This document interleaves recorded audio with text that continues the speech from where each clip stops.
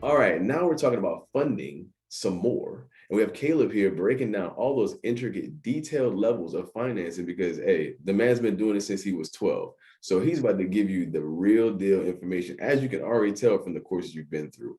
So now I'm going to ask you about seller financing. And if you could do me a favor, can you tell me what it is? And then I would like to know from the investor side, trying to use seller financing to acquire property, and then also being the person doing the seller financing. If you can explain that to me, please. You bet. So seller financing is basically where the person selling the property acts as the bank.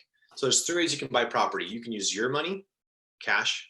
You can use the bank's money, a loan, which would be the bank or a private lender, or you can use a seller's money, which is credit. They're extending value. So Let basically, me let's ask say, you this. Now, not to yeah, interrupt you, let me ask you this, because I had to figure this out when I first started seller financing.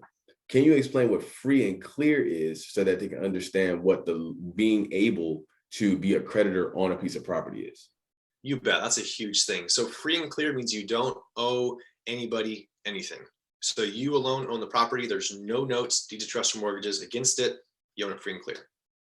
Yep. And now when you sell it, you as the owner can now finance your own way of selling the house to the person because you don't owe anyone. And now you're allowing a person to buy it from you, but pay you as the bank on as the owner of that property. Exactly. So let's say, Mark, you own a property that's worth $100,000 and it's free and clear. You don't owe money to anybody else. It's just in your name. There's no notes against it. And I want to buy that property from you. We can negotiate a deal between you and I where I'm going to pay you $20,000 as a down payment. That's basically cash I'm giving to you at closing.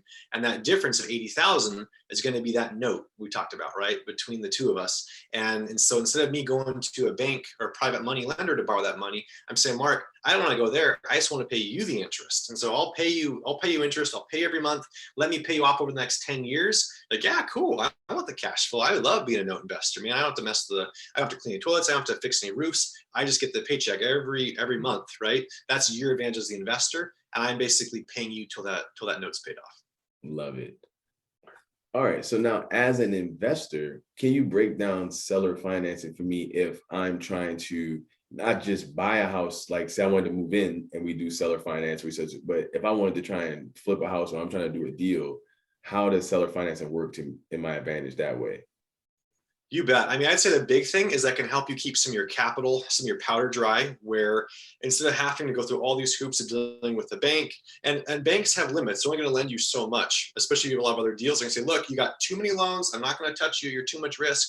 But a seller might be totally fine. So what's cool is it can open doors where you might be able to acquire a property you otherwise wouldn't have had the cash yourself, or you wouldn't have had access to capital from a private money lender or a bank. Instead, that seller is willing to take a risk on you. They already know the property. They've owned it, right?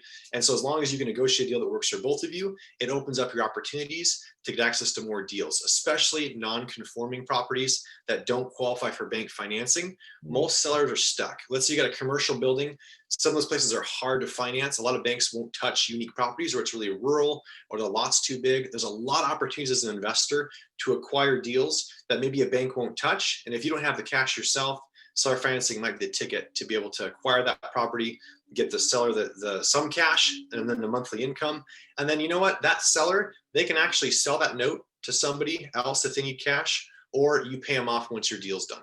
And that's what creates that note market that you were talking about earlier. I'm on seller Exactly. finance. I'm gonna sell my house to somebody, create the note, and then say I want to get partial of what the note costs. I'm gonna sell it to somebody for a little less than I'm owed, but I got cash now, and you can receive the payments. Exactly. So thank you for breaking that down.